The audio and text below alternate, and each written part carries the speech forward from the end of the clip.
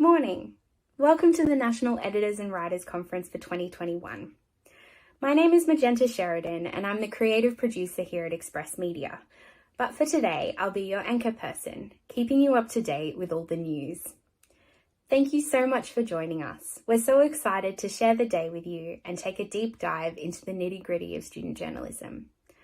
I want to start by acknowledging that I'm streaming today from the lands of the Wurundjeri people of the Kulin Nation, the traditional custodians of this land that was stolen and land that has been cared for by First Nations people since time immemorial. I pay my sincere respects to elders past and present and extend that respect to emerging community leaders and all First Nations people joining us today. I acknowledge that these lands have been witness to an oral storytelling culture that far exceeds Australia's 230 years. It always was and always will be Aboriginal land. For those of you that may be unfamiliar with Express Media, we've been around for over 30 years, developing, supporting and promoting young writers through workshops that develop skills, through opportunities for constructive feedback and publication, and through awards and programs that recognise excellence. Our flagship publication, VoiceWorks, is made entirely by writers and editors and artists under the age of 25. If you're inclined to tweet today, and we encourage it, the hashtag for the conference is hashtag EMNews21. I have a little bit of housekeeping before we get started. We'll break for lunch at 12:30 p.m. and you can join us in the Google Hangout for lunchtime. The link for the Google Hangout was emailed to everyone who registered for the conference, but if you haven't registered and you're tuning in today, please find that link in the description below this video. We have 2 closed workshops today, and the Google Hangouts link for those have been emailed to the people that were registered for those workshops. We'll finish up the day with clublications. Please come along for some community chats and to reflect on today's sessions. There's also an opportunity to win a 10-book pack from Black Ink. For the rest of the day, please do whatever you need to make yourself comfortable. Make the most of the fact that this is a digital conference. Wear your comfy clothes and sit in your favourite spot. If you need to take a break from the conference at any time, please feel welcome to do that. Our speakers will let you know whether or not they're taking questions. If you have a question, please pop it straight into the comments section on YouTube or Facebook, and our speakers will see it. Lastly, I want to thank Black Ink for generously supporting the 2021 National Writers and Editors Conference. Thank you so much for your support.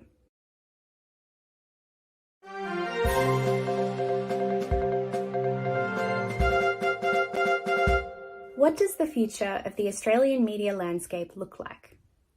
How can it reflect this country's people, culture, and values? How are technological transformations and social media impacting the way we create, share, and consume media? Be prepared to interrogate the flaws in Australia's current media structures, systems, and practices before we imagine an equitable and ethical future industry, from the individual journalist to the organisational empire. To kickstart the 2021 National Editors and Writers Conference, the news keynote, Media Futures.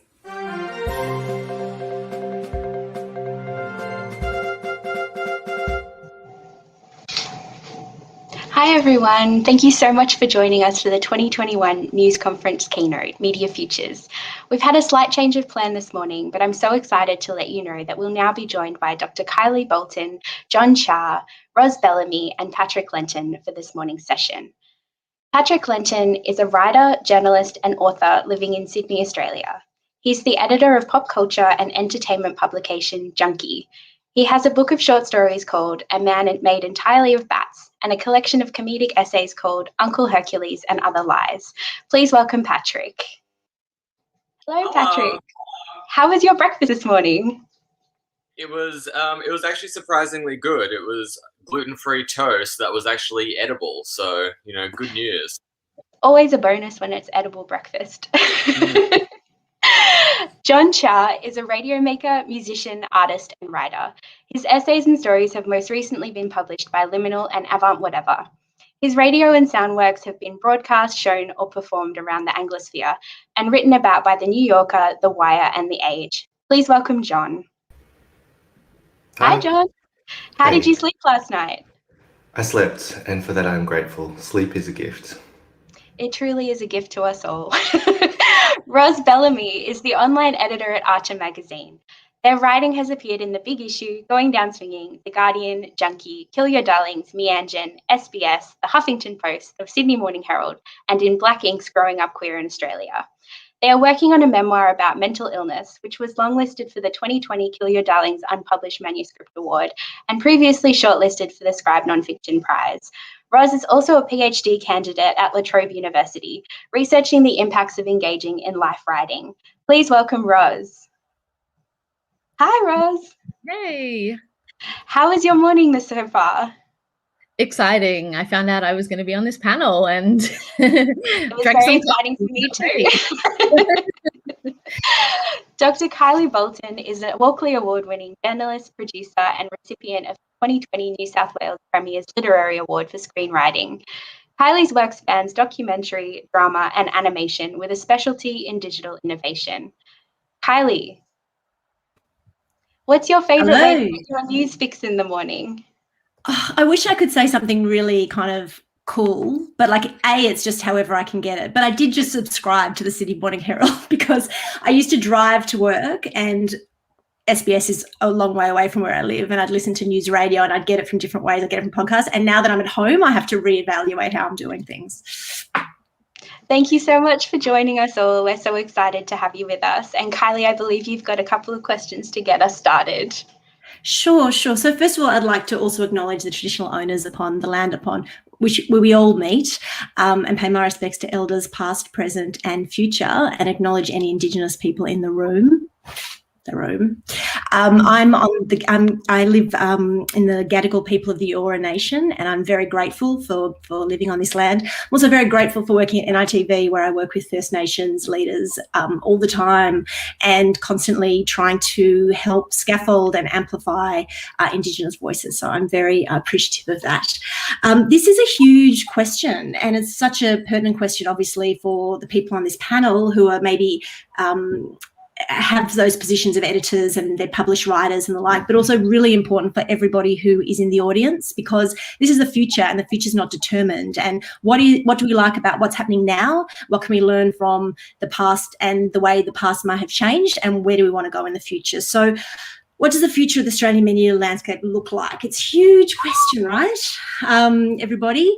I would say for me, I would hope that it centres a diverse number of voices, and I feel like we may do a little bit of lip service to that, and we may be moving towards that in more ways. I don't know what people think in the audience or people think in the panel. There's some really, really good things happening in Australia, and we can be really proud, I think, of a lot of the journalism that's coming out here and a lot of the people that are working in the space, a lot of the emerging writers and editors that are coming up. But, look at who are at the tables of the people who make the decisions, who are the editors, who do the teams that we create, who are they comprised of, who's being left out of those voices. That, for me, is what I'm hoping for in the future, and that's something that I'd really love to talk about more. Who would like to go next? Who would like to go next? Who would like to try and answer this sort of question to get us started? Ros? Patrick? John? Ros? Patrick? You go, Patrick. I feel like mine's going to be a little bit more cynical, unfortunately. So maybe, I don't know, maybe yours will be too, but... I'm happy to talk a little bit about this. I'd also like to take the chance to pay my respects to the Eastern Ma people of the Kulin Nation, whose lands I'm currently on today. Sovereignty was never ceded. Look, I think that there's so many... there's a lot that's very, very broken at the moment in Australian media in particular. But I think the one thing that I'm really taking some hope from is that I feel like media scrutiny is much higher than it's been for a long time. I think that really bad things have been happening in the media for quite a while, but people haven't really noticed as much as they are now. And now there's people who are really interrogating why this is happening and who the people in control are and why that why we've kind of got these conglomerates of media who are pushing certain agendas and how we can sort of stop those. So I guess that's the like both the bad thing and the thing that's giving me sort of keeping me going every day in that. And I think you're really right. I think that last year in particular, we saw a lot of interrogation around who, like, how white and monocultural and in particular, like the class structure of editorial newsrooms in Australia, all these sorts of issues. I think we've started seeing people really sort of take notice, and I think that what we need to sort of really make sure that we're doing is, instead of just kind of like ticking those diversity boxes, actually making sure that like people are being hired into positions of power, so that we have like Black voices commissioning Black writers, queer voices commissioning queer writers, and because like one thing that I've noticed as in my time as editor of Junkie, which I've been in for just over a year, I'm doing as much as I can to boost voices that I think are important, and I'm commissioning as broadly as I can, but I'm very aware that I am a cis white male asking cis white male questions, and commissioning writers and saying to them, like, this is what I like, I would like you to write something, but if their voices were commissioning, they would be asking different questions. So there's like something inherently limited with how much I can do, So like I'm just incredibly aware of just these limitations, and I think that the very first step for moving forward into a more equitable media future is just making sure there are people in those positions of power, people hiring. I don't know if that answered any question or if that was just a long rant. John? I'm happy to roll on from that. First, I'd like to acknowledge the Wurundjeri and Bunurong people where I'm streaming from. And I guess to follow what Patrick said about who's in power and the class structure particularly, and what you sort of mentioned about media diversity, Kylie, I think there's been a lot of really sort of, it's a hugely complicated issue, and I don't feel like the quality of the dialogue has always lived up to what the broad aims should be. And I think that the core, for me, and I'm speaking off the top of my head, and I'm very willing to take back anything I've said, but for me, I think the core principle shouldn't be diversity, because it kind of gets you into these really messed up conversations about representation and exactly who of what identity marker is doing what with whom. I think it should be about truth and power. And I think if you center those principles, as complicated as they are too, they're sort of look like kind of ideally and structurally, they are sort of self-organizing. So, for example, if the media class is not diverse enough, if it is mostly upper middle class people or people with privilege, especially in America, I think, but our media follows too. And if there's not enough First Nations people and there's not enough, lots of, all of these things, if those people aren't in place and they aren't asking the right questions, the solve isn't like, oh, we need to hire X amount of people of color. It's like, how do we figure out how to do truth better, and how do we structure power to reflect truth? And I think that's really hard, because as Patrick sort of said, when the structure exists, how do you know what is missing from it? How do you understand the truth outside of your own point of reference? But I think that's a difficult but important question to center anyway.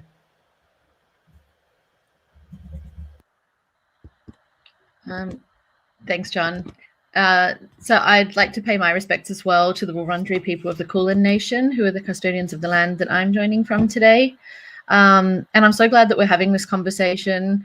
I feel like when I mentioned being cynical about it, I I'd love to see these conversations and the words truth and power coming up by some of the people dominating, I guess, the upper echelons of the newsrooms in the main, I guess, the biggest presses in Australia, in terms of, I've just been following what's happening with Sky News over the last, I don't know, maybe 18 months, and just thinking about how we need to respond to it.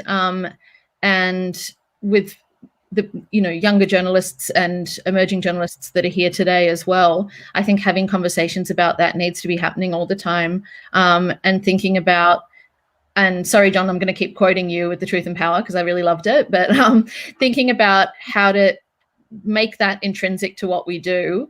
And I guess because for a while now, a lot of response has been to just counter and to react to some of the most dangerous ideology, I'll say, that's out there. And I think really interrogating it, but having the courage to do that going forward, and drawing also on what Patrick said about making sure that it's not just that we commission voices across a diverse range of people, but also that people who traditionally haven't been heard are in the positions of power as well is critical. And there's just been some examples in the last year as well when there's been, I'm thinking of, say, the Fairfax with the Emerging Critics Award and that sort of thing, just where examples of getting it wrong. And I think rather than sort of scampering away and going, okay, we better, retreat, like deal with that and try to do better next time, I think having big discussions about mistakes, but also what's been tried, what has worked, what we can learn from, and how we can do better. And conversations like the one we're having today, I'd love to see that across the board, especially where some big decisions are being made. And I'd like to think that it is. I don't want to sort of set it up as a sort of binary of people who care and those who just want things to continue as they have. But I think also that constant challenging of the way we do things is not necessarily inherent to a lot of publications. And I think it also brings up for me things around like budgets, ownership, corporate interests, things like that, where there are things behind the scenes playing into the news and how it appears. Yeah.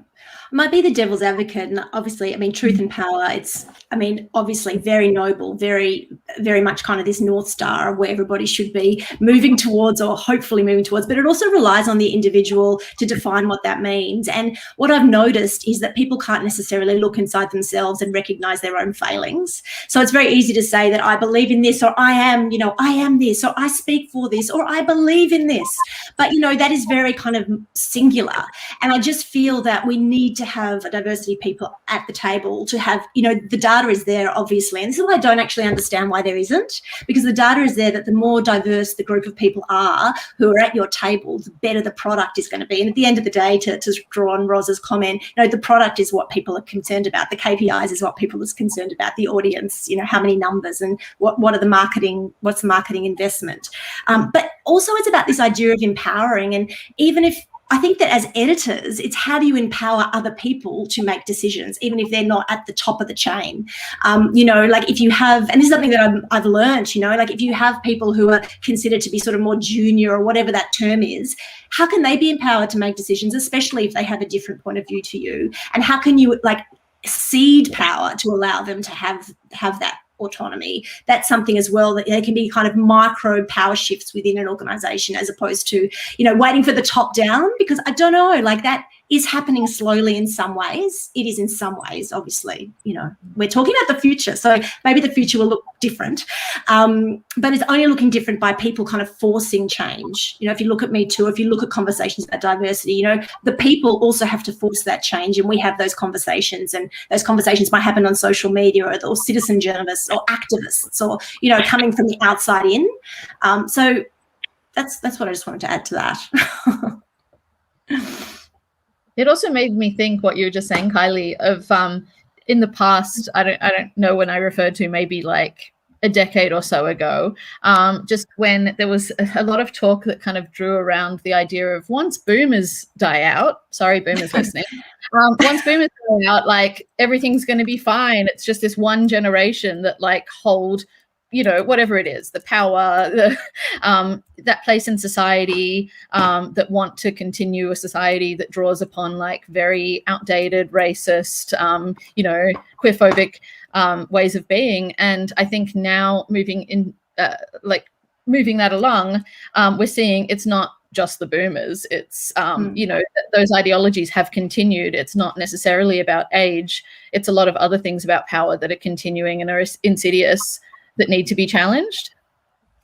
Can I ask you guys a question? Like, the whole conversation about the boomers and like they have to move, and shouldn't be like, we've got to learn from people who have experience as well. Like, I don't know, this is so unfashionable, but I don't understand why. Like, I think Aileen Morton Robinson is a really great example. Like, she is, professor of Indigenous, like she's an Indigenous woman from Queensland. She wrote a book in the 80s, talking up to the white woman. Nobody gave her an opportunity to speak. She didn't get any opportunities in Australia until Broadside in Melbourne. It's kind of phenomenal. And now people go back and recognise what she had to say is so vital, but people weren't listening. And I think there's something really interesting, like people have been speaking the good speak, the truth and power for time, but they haven't necessarily been heard. So we also have to recognise that there are allies outside the kind of compartments of society that we think those allies are going to be. I sort of learned that when I was doing this Our Watch fellowship about best practice reporting on violence against women and their children. And it's like I had to do this chart of who are your allies in an organisation. And I found allies, and I was encouraged to find allies in the strangest of places, with white boomer men as well. But were they the ones that were allowing me to organise, organise training within the institution, or were they the ones that were kind of amplifying those voices? So I just wanted to put that out there. It's not like I'm going to die on this hill, but I do sort of want us to recognise that as we're moving forward, we're not like, it's not rewriting the entire thing. We don't have to do that every generation. It doesn't have to be like that. That's, we'll look for allies even in the most unlikely places. But yes, to your point of that kind of institutional structure that has been the same since, 234 years, it has been the same for a really long time, and we constantly have to change it from within and without. I think so often with this kind of boomer young people divide, it's like, it is a thing that has been kind of created, and it's very artificial, but it is a huge problem in the media, because like we do a lot of reporting on how mainstream media reports on young people. And what we've found is that when young people are mentioned in, the major newspapers or, on TV, it's consistently in an artificial culture wars style way, where they refer to young people as a kind of broad church of like the youth, like with millennials, it was always millennials have killed, the diamond market, or millennials have killed, the housing market, or, whatever we've killed this particular time. And then with Gen Z, it's turned into a sort of sweeping culture war that's like really bound up in notions of activism and, climate change and school strike for climate and all that sort of thing. And so this sort of, what we see is a very boomer-led mainstream media have it's all like, it feels kind of juvenile to say this, but they started it, like they were the ones who put sort of young people, and like, and this is not just like a couple of times, this is an overwhelming trend of how they monetize young people into a culture war for, for generation, for outrage, for, for traffic, for clicks, etc. And, I'm not going to pretend that I'm not better than them, because we definitely, like we did, I would say close to around 20 articles about Karens, which then we had, very well-meaning older people be like, why are you making all these generalizations about old people, and it's like, well, you started it, but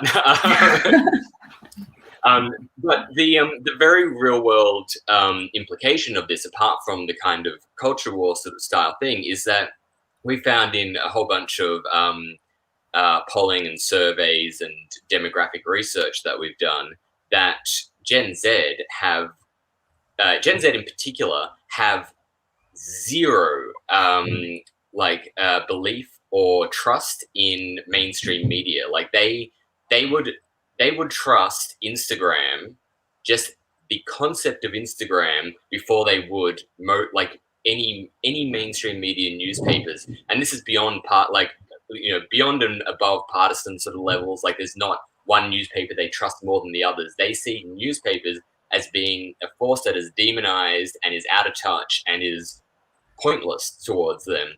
And that's a real problem with media moving forward, because absolutely, we can't put, boomers into one sort of giant conglomerate that, we're just waiting to die out or anything. But I'm really concerned as to where newspapers as a sort of, newspapers and media that is not kind of independent or anything. I'm very concerned about generation of readership, because at the moment there is no trust.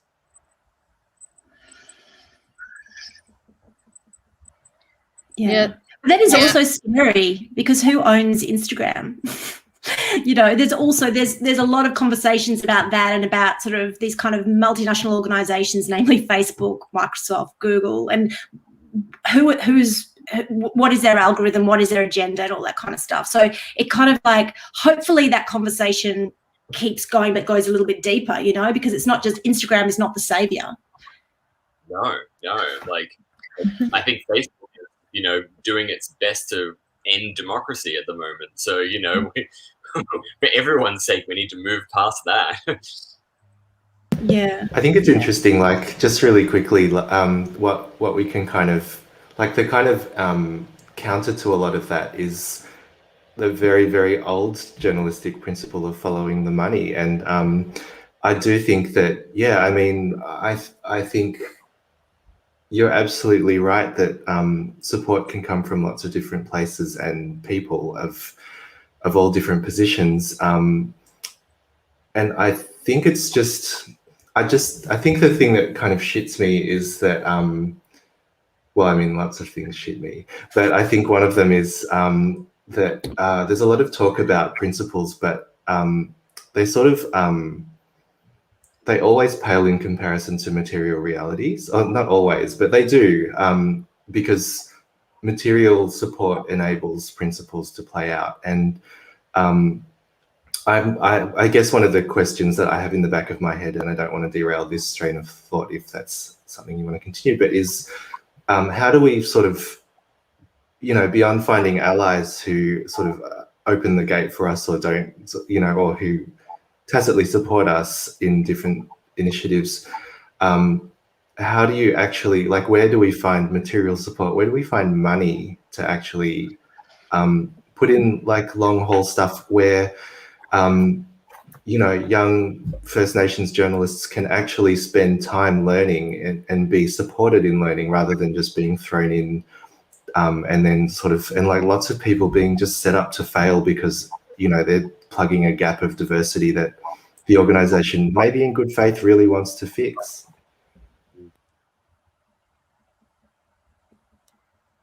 I can jump in first because I don't have the answer. I do really love listening to you speak, though, John. It's very soothing and very poetic. I really, really enjoy it.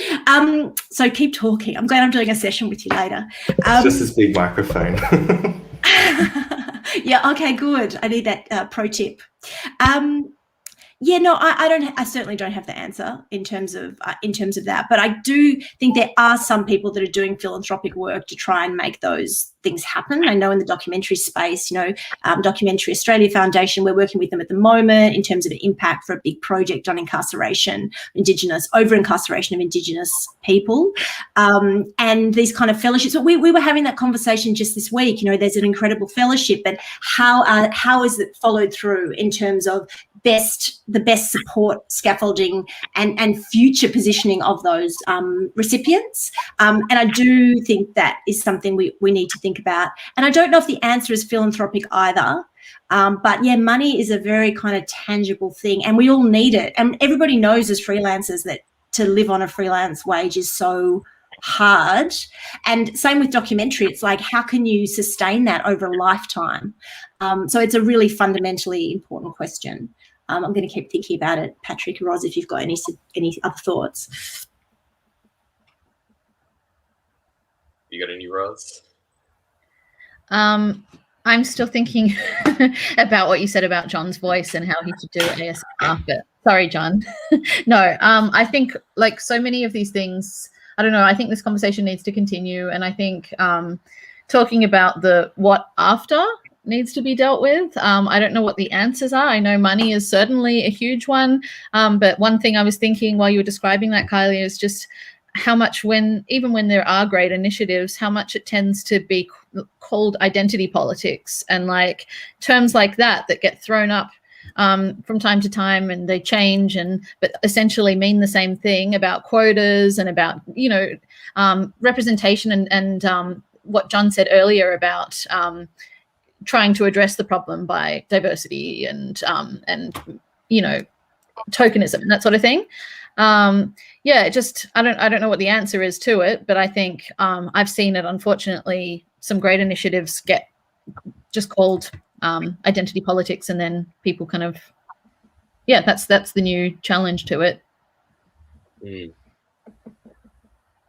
I think with the money is such a huge and horrible problem, because I feel with media it's the question of like the balance between, you know, getting that money, but also how much you are enthralled to it. You know, like I have a very you know, I have a belief that like a lot of what you have to sort of do in the media is judge whether or not you can use a platform despite maybe where that money's coming from. You know, like Junkie is you know, we have advertisers. I think you know, most of those advertisers are just fine. You know, like they are just place, Netflix, Stan, you know, etc. Usually they are not like ethically dubious, but I worry about like, you know, if I got to the point where I was working for a company that took money from an ethically dubious place, would using that platform for the things which I believe in, you know, like some of the work which we do, which I think is really important and vital, you know, does that justify it? You know, like where is the line here? And I think that more and more there are very few media companies that don't have to kind of like not fight against, but at least be wary of some kind of mitigating factor. You know, they're trying to do good work, but then they also have the commercial responsibilities. I mean, even the ABC with their charter, like, you know, means that there is some kind of like halter and harness on, you know, on what they can sort of produce. Like I look at the way that the ABC wasn't able to fully support ABC Life, one of the most, in my opinion, one of the exciting ventures that's happened in Australian media in the last 5 years. And even though that, like, the ABC is meant to be sort of, you know, separate and nationally, you know, funded and independent and not taking advertising and all that sort of stuff, the fact that they weren't able to quite, you know, they still had that, what feels like external pressure on them, makes me sort of realize that there is a real question around like how independent can media ever be. And I don't know if there's a good answer to it. It's just something that I think about in increasing terror, I think. Yeah, but I think this ties in really well to a question from Sophie. How will the emergence of sponsored content and stealth marketing affect the future of Australian media, including student media? And just like following on, Patrick, of what you just said, like I think everybody needs to fund what they do. So the ABC funds it through government, and that, in your example and others, have caused tension. You know, there's been it's not a completely free rein, right? Even though the ABC have editorial editorial ownership of what they do, and save our ABC, keep our ABC, you know, like it's so important. You know, often it's like, is it ads that are funding the content that are separate from the content? Is it sponsored content, which in my point of view has to be absolutely labeled if it's sponsored content. Sometimes the emergence of sponsored content can be like, you know, from really great parties, you know, like The Guardian and you know, these kind of things, or you know, but other times they can be, you know, trying to look like something that they're not. And then producers and filmmakers, in my case, or writers, they might find interesting ways to use sponsored content. So is it so bad to have a Coke can on your, you make that decision, like people have to think about these things, you know, how are you going to get that money in the most unobtrusive way, you know, and that is, I think, a very strong reality, as Sophie like rightly asks, for how content continues to be produced, because everybody is looking for multiple revenue sources to make sure they can get their work out there. And, you know, the sponsorship model with the Saturday paper or any of the kind of big sort of flagship papers, you know, that kind of thing is one avenue, but, you know, sponsored content is another. And it's what is the pressure of the organisation to get that money, and what is the cost? You know, it could be just presented by, you know, there are podcasts where it's just presented by, and I think we're used to that in the podcast landscape, right, John? Like, I mean, it'll often be presented by, and then you won't hear another peep from them until midway through the program, and there'll be another like, hello, we paid for this, you know, and hoping there'll be a transference of, you know, brand loyalty from one to another. So it's definitely part and parcel of production across a wide spectrum of media outlets, I think, and it's not going away. But yeah, it's definitely, Patrick, how it's handled. Mm. Well, and there's also... Oh, sorry, I was just going to say, I guess how subjective the decisions around what's ethical in terms of making those decisions is. And that's where it starts getting really complicated. And so we might, on an individual level or as a team, make decisions around what's appropriate for our readers and what's ethical and not too problematic, I suppose. But then as you, I guess, move out of your circle into other places where they're making those decisions on a very different basis. And I saw in the comments, Zoe talked about the Australian finding 4-page spreads there of advertisements for climate denial pieces. Oh, thanks for highlighting it, Magenta. Yeah, and things like that, where someone's decided that's fine, if not, you know, great. And that subjective nature of it, I guess, troubles me a little bit, because at Archer, which is a very different scale to a news organization and more of a lit mag, but even so, we rely on sponsored content occasionally from community partners. And so we're usually making decisions around, you know, great, this is around sexual health, you know, prevention, those sorts of things. So we can see a pretty clear path. Like, there are great reasons to have these sponsors. It's going to benefit our audience, that sort of thing. But once you move out of that space, I suppose is where it gets quite ethically ambiguous. And I saw a great example the other day in The Guardian, an article about how Dairy Australia, sponsored by Dairy Australia, is looking to, you know, combat climate change, that's issues that are caused by the dairy industry. And it was quite a lovely article about what they're doing. But I just kind of looked at it and stared at it and thought, like, you know, I'm surprised to see this sort of thing in The Guardian, where I'd love to read a piece analysing, you know, the impact of having Dairy Australia sponsor content in The Guardian. Yeah. And not to lay into The Guardian, you know, obviously, like in the sense that, not that you are, Roz, but I brought it up. But, you know, I think that's an example of a platform that's trying to find ways to make their content free to us. Free. So there is no such thing as free. I think that we just can accept this. You know, I think that there are costs involved in all kind of tangible resource costs, like who's paying the journalist, the researcher, the editor, all this kind of stuff, but also just in terms of but also just in terms of the fact that you have, as an audience member, having to either watch something or try and skip through an ad or read a sponsored post. And I think The Guardian's an example of trying to create something that's not just a sponsorship model, but, you know, but obviously we're finding ways that it's flawed. You know, it's a flawed question because it's different interests at heart. You know, money, people put money towards something, not necessarily philanthropically, although I think in Australia we're improving that, which is really great to see. You know, in America, like it lives on philanthropy, because there isn't government funding. There's little government funding, so it's grants, or it's people setting up residencies, or people funding newspapers. And I think that in Australia we're learning to do that, or we're also learning that we have to pay for things too. You know, we have to have those sponsorships. You know, if we want Kill Your Darlings, we have to pay for it. You know, that kind of thing. I'm just really, it's great to have these questions here too. I'm really enjoying reading them. So I'm going to stop getting distracted and reading your questions, but it's great that to hear what you're all thinking out there.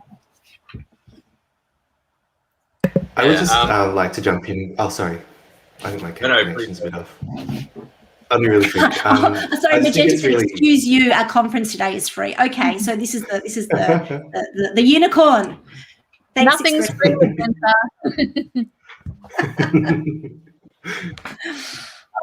I think just in terms of, I think the Dairy Australia Guardian example is interesting because compared to other forms of sponsored content or ads, I think ads are really different to SponCon because no journalist does any work until Dairy Australia. Sorry, Dairy Australia, you're probably great.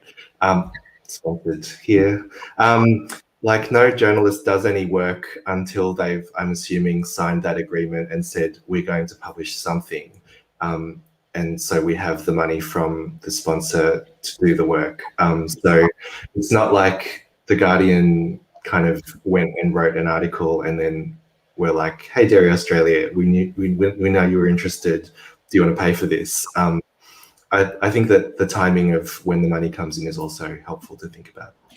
And who has editorial control? Like, that's really key. I know of instances where there's been sponsors who have come to an organisation to ask to want to put their work or align with the brand, because it's all about that kind of aligning, right, and amplification, and you know, us shine in your aura, and I am like you, and this kind of thing. But if the Guardian or any other organisation has editorial control, then I think that's a question that's really, really important, and that's also possibly what we should be asking. Like, is the money affecting the editorial, or is the money enabling the editorial to happen? And yes, maybe it'll be an editorial that hadn't happened in the past, but that's not necessarily a bad thing.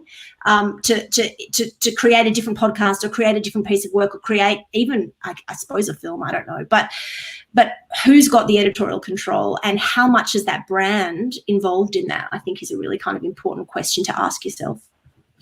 Yeah, and that is so blurry in a lot of places. I'm really very cautious about it because we have a lot of sponsored content, and we have a lot of sponsored content that works really well for our brand and our publication. You know, like, not to be too specific, but like, if a streaming company comes to us and says, hey, we love your funny recaps and we love this particular writer, we'd love to pay for this new show to be recapped by that particular writer. We're like, well, that seems like a perfect, you know, we get the money, you get, you know, and we were probably going to do it anyway. That sounds great. But then the question is, and this is what we get accused of all the time, would we publish a negative review of that TV show, you know, like at the same time as we're running sponsored content? For me, the answer is yes, of course we would, because we have editorial freedom. But in some places there is not that editorial freedom. We have completely separate teams from our sponsored native content and our editorial team. You know, we don't we work together in the sense that, you know, we are in the same building and we talk to each other, but they couldn't come and say, spike this to me, you know, and I couldn't, you know, go and say anything to them. But so I think that's one of those things that I like personally. I think that there should be more transparency around that from places, and, you know, along with signposting with, you know, with native content, there should be, you know, more of an idea of like what this means for the publication and what this means for the readers, what they can expect, how much truth they can get. Yeah, well, I can say SBS has editorial control because I know that. So, and that's why it's so important. You know, it's like, it is, because you can work with lots of different types of people, but at the end of the day, as the publisher, we have editorial control about what goes on our platforms. And I just think that's really, really important. Can I ask a question, and you can just ignore me, but like, just about audiences and quality, because I just think this is just something that interests me. It might not interest anybody else, but, you know, I think you can have both. So you can produce something that has all the integrity and the quality and all of the right journalistic principles that you might aspire to, idealistically, truth and power, but it can find an audience. So I want to argue for that. I want to argue for that kind of emergence, that, you know, especially if you might have editors that say, oh, I don't want to do that investigative long read following the money. But, you know, like, there are examples of that, you know, that really kind of like long-term journalistic work that follows and abides by really strong principles of journalism. It can find the audience. It can find like sentiment for communities. At SBS, we believe in sentiment as a measurement. So does it speak to the community you're engaging with? Does it reach audiences? And does it, like, maybe it gets awards or recognition that kind of takes it to another level? So that's something also I think is really important that we think about as in the future, that they're not separate. And it's not all that it has to be one type of journalism necessarily. There's room for multiple different types of journalism and voices, but it's finding audiences that I think is part of the way it can be sustainable. That's my little 2 cents. Mm-hmm. I really like that, Kylie. And I had some thoughts about, I guess, just what, how media can kind of serve communities better, and what that means. And I think NITV is a really good example of the fact that, like, the relation between journalists and their communities is very strong and very connected. And I think that's not true of everyone. And I kind of was wondering, how can we kind of balance that kind of specificity with obviously bigger publications or needing to just find our news or find our information in certain places? Like, how can we create that sense of connectedness between the media and their audiences and communities in a larger scale, like across a broader range of communities? Use that word too much. It's good. It's inclusive, John. It's good. I'm going to jump in quickly, but I'm going to give space for Roz and Patrick, and also a question. It looks very cool. Maybe even that last question might end it. I don't know. We're almost out of time. I think one thing is, as audience members, we should support the news organisations that we believe are doing the right thing, finding the good fight, showing good principles that align with our beliefs, and maybe on the micro level and the macro level. And so, for example, it's like, follow NITV on Instagram, watch NITV, watch it on demand, because those numbers mean something to those organisations, because NITV need people to watch them, you know. But also NITV is specifically for Indigenous communities, like that's what it's for, but it's trying to transition into a wider lens for everybody. But at the end of the day, the core, it's speaking to Indigenous people, it's for those communities. And, you know, I think that in terms of the charter of that organisation, and that can be translated to other organisations, who is your audience and who are you speaking to? And you can't be all things to everybody, right? So that's one thing in terms of specificity. But I think with NITV, people are recognising that it has this kind of unique voice, and it's fostering these voices, and I think people want to partner with them to amplify them further. So that's maybe a second part of my answer to your question, that I really like partnerships. I think they're really cool. I think that we need to work together and, you know, work with each other's audiences and with each other's skills. So that would be my answer to start with of your question, but I'm going to jump off the mic right now. Go. Patrick, did you have anything to add? Not particularly, actually. I think that answered a lot of it. Yeah. Yeah, I think me too. Patrick, but is this question for you from Pretty and Pretentious? Have you ever had a previous or current sponsor of yours be cancelled, and how do you navigate that once a deal has gone through? I mean,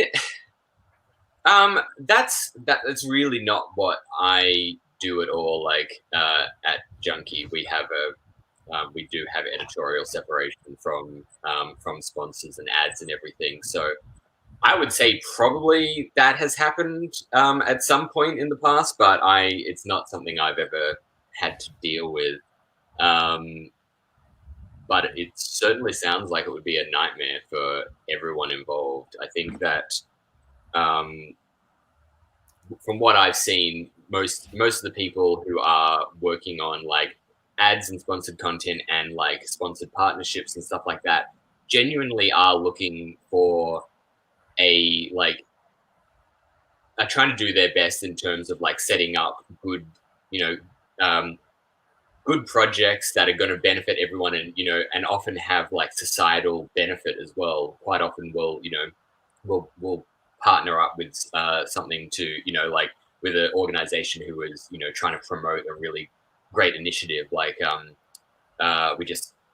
we did something with like the Climate Council, I think, recently, and produced a whole bunch of articles for them, which we were just like, this is great, this is wonderful. If they got cancelled, and suddenly we discovered that actually climate change was a hoax, then I guess we'd have to sort of be a bit like, sorry about that, and maybe do our best to fix our mistakes by publishing the right information. But yeah, I don't know. It is an interesting question, just not one that I've had to deal with.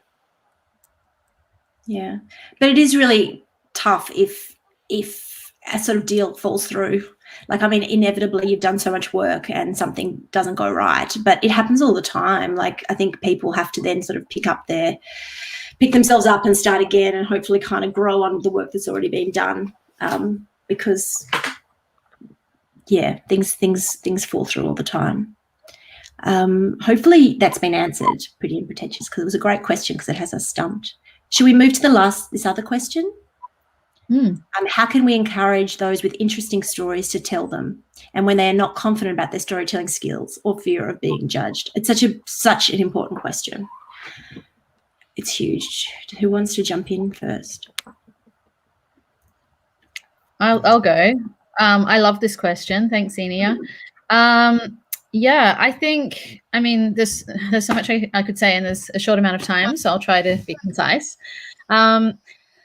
I think go for it. Go to things like this, obviously, which you're doing. Go to whatever you can and look online about pitching and about writing, and use all the resources that you possibly can. But also, I suppose, try to look for editors to pitch to, or sometimes you won't find this necessarily, but if you kind of send off your pitches, as scary as that is, sometimes you'll find a sympathetic editor who's quite happy to help you like work to shape the piece. So it doesn't necessarily, I mean, there'll be places that don't reply to you at all. There'll be places that reply and reject. And then once in a while, you'll get an editor who is like, look, I can see something behind that I like. It's not quite right for us currently, but, and then just, I would say keep persisting until you come across editors who'll do that work with you. In my own pitching life, I've found that it's often the more marginalized editors who are the ones willing to do that in the first place, interestingly. Yeah, I think if you can find that, then you can kind of collaborate in a way that helps you grow in confidence. You can do it. Like, it's definitely possible, and you just need the right supports behind you, and to kind of find any others in the community, writing community online. That's one of the few reasons I'm still on Facebook, just the fact that there's a few great writing communities on there. If you can find people at the same sort of level as you and build those networks now, it doesn't have to be huge. It could be, VoiceWorks and Express Media and stuff, but it could also be, if you're nervous about a lot of interaction, it could be one-on-ones, it could be small groups of people where you swap work or look at each other's pitches, but just to build each other up. And so finding that with other writers, but also with editors who are happy to do that. And it, like, to me as an editor, when I have to do that, I don't really see it as labor. I see it as kind of giving back, and like helping amplify the way that others did that for me earlier on. I think that's a huge part of it. And I think what you said about finding community with other writers as well, it's like writers talk to each other, and they know when editors going to treat them well, and they know especially when editors are, can I swear? Anyway, so as an editor, I think the best thing you can do to encourage people is to be aware of their potential concerns, work with them to sort of say, check in with them. Are you okay with, do you understand the ramifications of something where you feel vulnerable, or you may feel vulnerable, it may have some effect on your life? Just generously talk to the writer about that, and basically do your job in a sensitive, generous, patient way. Yeah.